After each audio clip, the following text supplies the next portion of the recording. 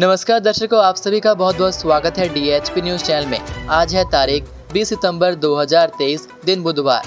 हिमाचल प्रदेश के आज के मुख्य समाचार और बड़ी खबरें आपको बताएंगे। सभी खबरों के बारे में अधिक जानने के लिए हमारे साथ वीडियो में अंत तक बने रहिए। और यदि आपने चैनल को सब्सक्राइब नहीं किया है तो कृपया चैनल को सब्सक्राइब करके बेल आइकन को क्लिक जरूर कीजिए, जिससे आपको प्रदेश की खबरें रोजाना मिलती रहें। चलिए शुरुआत करते हैं और जानते हैं आज के प्रदेश के मुख्य समाचार। मुख्यमंत्री सुक्खू बोले, आपदा से निपटने के लिए विधायक निधि में की जाएगी कटौती।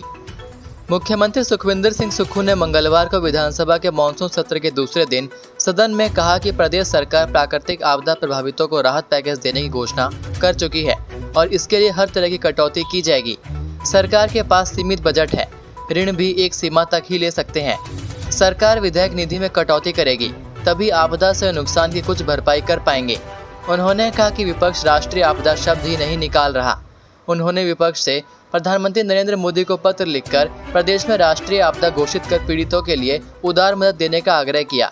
उन्होंने यह भी चुटकी ली कि मदद लेने के लिए विपक्ष की नीयत भी तो साफ होनी चाहिए। सीएम ने कहा कि 48 घंटे में बिजली पानी बहाल करने के लिए मंत्रियों ने दिन रात मेहनत की।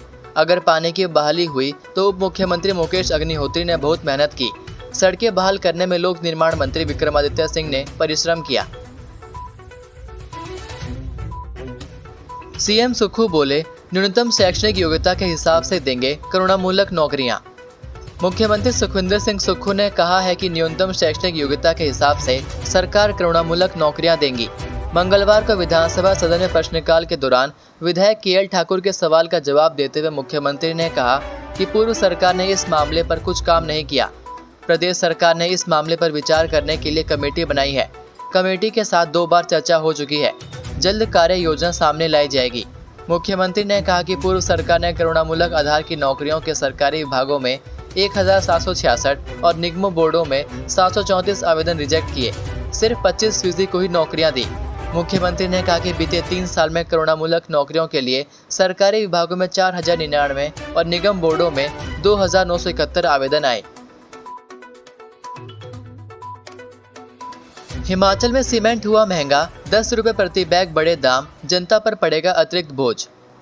हिमाचल प्रदेश में ACC, अल्ट्राटेक और अंबुजा कंपनियों ने सीमेंट के दाम 10 रुपये प्रति बैग बढ़ा दिए हैं। सोमवार रात से बढ़े हुए दाम लागू होने के बाद अब सीमेंट का बैग 440 रुपये में मिलेगा।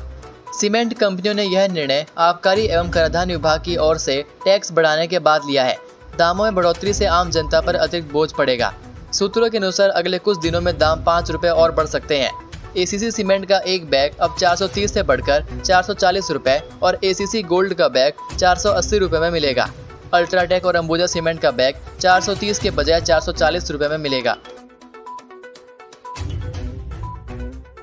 धौलाधार में पहला हिमपात, भारी बारिश से ऊना में आलू की फसल तबाह, घरों में घुसा पानी।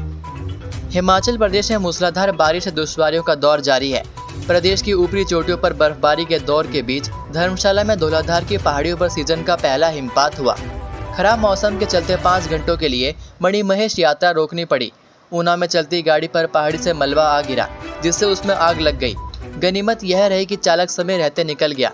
उधर कांगड़ा जिला में इंदुरनाग पैराग्लाइडिंग साइट पर खराब मौसम के कारण लगातार दूसरे दिन भी साहसिक गतिविधियां नहीं हो पाई।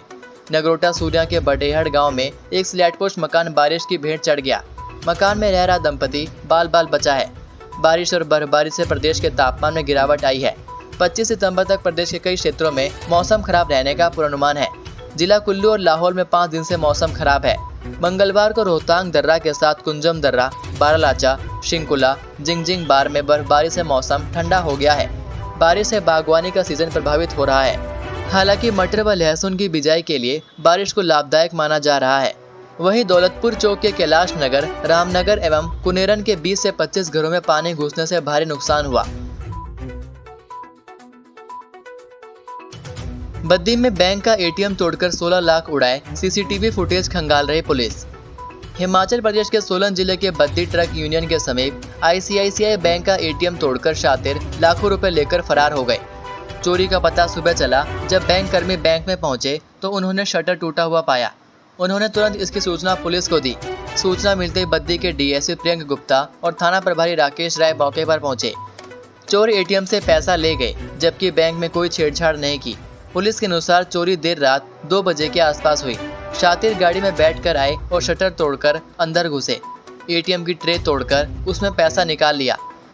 बैंक प्रबंधन के अनुसार एटीएम में 16 लाख रुपए थे। सूचना मिलने के बाद फोरेंसिक टीम भी मौके पर पहुंची और सबूत जुटाए।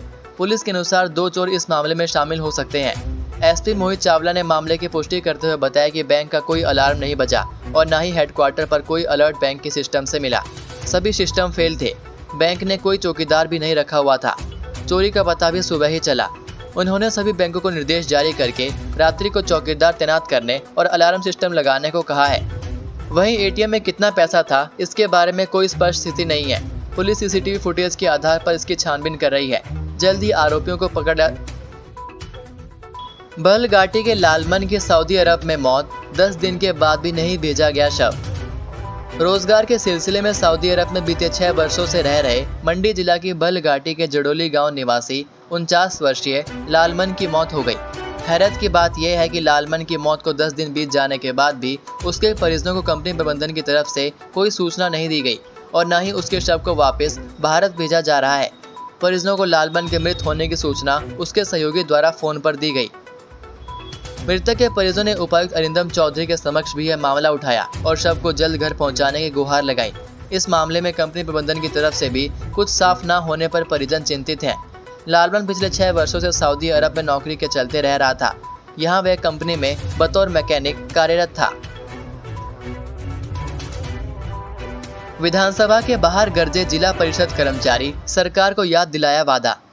हिमाचल प्रदेश के जिला परिषद कैडर कर्मचारियों व अधिकारियों ने सरकार के खिलाफ मोर्चा खोलते हुए मंगलवार को शिमला में विधानसभा का घेराव किया।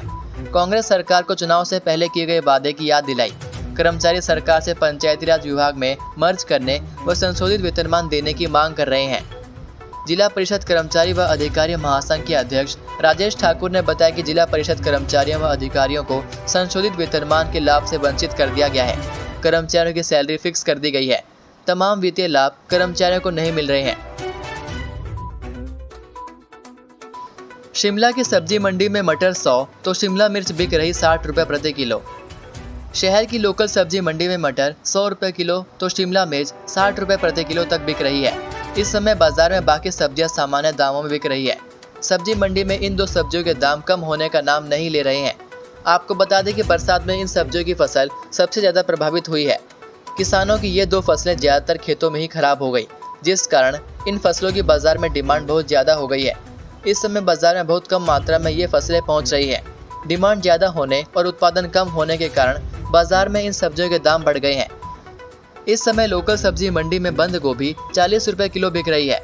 आपको बता दें कि एक सप्ताह पहले यह 10 से 15 रुपए किलो बिक रही थी। बाजार में प्याज और टमाटर के दाम अभी स्थिर बने हुए हैं। हिमाचल की बेटी रीचा ने लेबनान में जीता मिस बेस्ट वोटिंग का खिताब। हिमाचल की बेटी ने विदेशी धरती पर अपनी काबिलियत के झंडे गाड़ दिए हैं। मंडी जिला के सुंदरनगर की बेटी रीचा शर्मा ने लेबनान की राजधानी बेरूत में आयोजित Miss Tourism Universe 2023 beauty pageant में भारत का प्रतिनिधित्व करते हुए मिस बेस्ट वोटिंग का खिताब अपने नाम कर लिया। इस आयोजन में रीचा शर्मा ने भारतीय संस्कृति को भी प्रोत्साहित किया। उन्होंने भारतीय देवी बनकर अपनी संस्कृति को प्रदर्शित करते हुए प्रतिभा का प्रदर्शन किया। लेबनान में आयोजित हुए Miss Tourism Universe 2023 beauty pageant में 27 देशों की सुंदरियों ने हिस्सा लिया था, जिसमें हिमाचल की बेटी रीचा शर्मा ने मिस बेस्ट वोटिंग का खिताब जीता। 27 देशों की सुंदरियों के बीच उन्हें ताज पहनाया गया। इसी के साथ उनके साथ कई अनुबंध भी हुए। रीचा शर्मा अब तक कई सौंदर्य प्रतियोगिताओं में अपनी प्रतिभा दिखा चुकी हैं।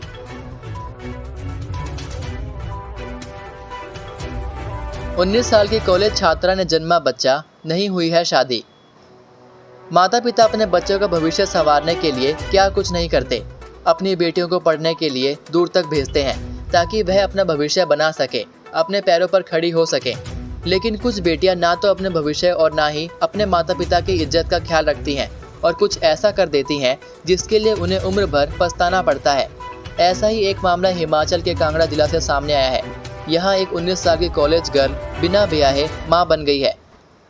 इस अविवाहित कॉलेज छात्रा ने अस्पताल में एक बच्चे को जन्म दिया है। यह छात्रा हिमाचल के ही जनजातीय जिला से संबंध रखती है। बड़ी बात यह है कि छात्रा द्वारा बच्चे को जन्म देने के 2 दिन बाद इस मामले का खुलासा हुआ है। ऐसे में अस्पताल की कार्यप्रणाली पर भी सवाल उठने लाजमी है। जहां इस छात्रा का प्रसव हुआ और उसने बच्चे को जन्म दिया। छात्रा द्वारा बच्चे को जन्म देने की यह घटना शनिवार की बताई जा रही है।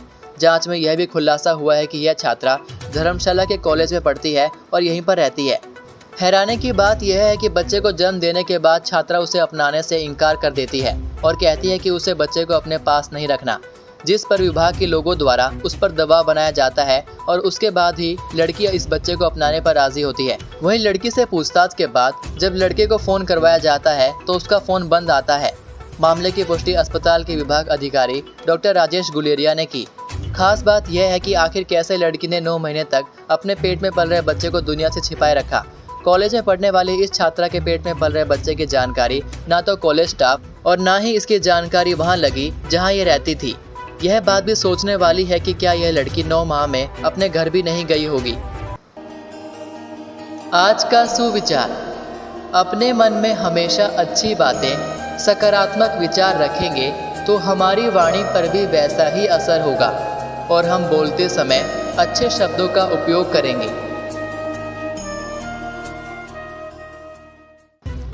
तो ये थे आज के प्रदेश के मुख्य समाचार। प्रदेश की बड़ी खबरें रोजाना जानने के लिए चैनल को सब्सक्राइब करना ना भूलें और साथ ही बेल के आइकन को भी क्लिक कीजिए। अब मुलाकात होगी आपसे अगली वीडियो में। तब तक के लिए जय हिंद, जय भारत, जय हिमाचल।